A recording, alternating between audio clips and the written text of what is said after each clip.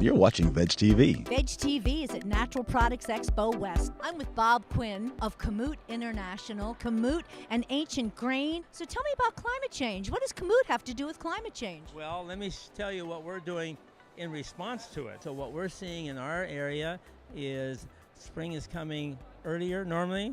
Summer is coming earlier, the spring rains are stopping earlier, and it's getting hotter earlier. This is devastating to our spring planted crops.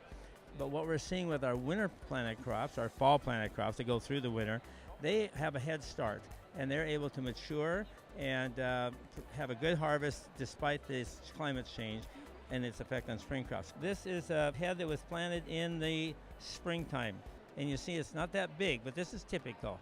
This is the same grain, but planted in the fall. And you see the difference. So if you count the kernels and everything, it's almost twice. But the winters are changing.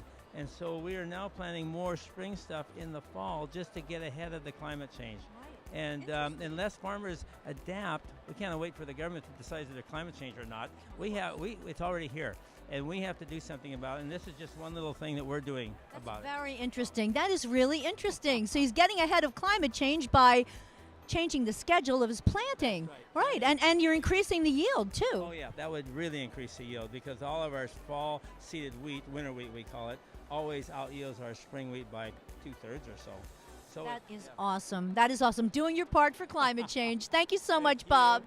Kamut.com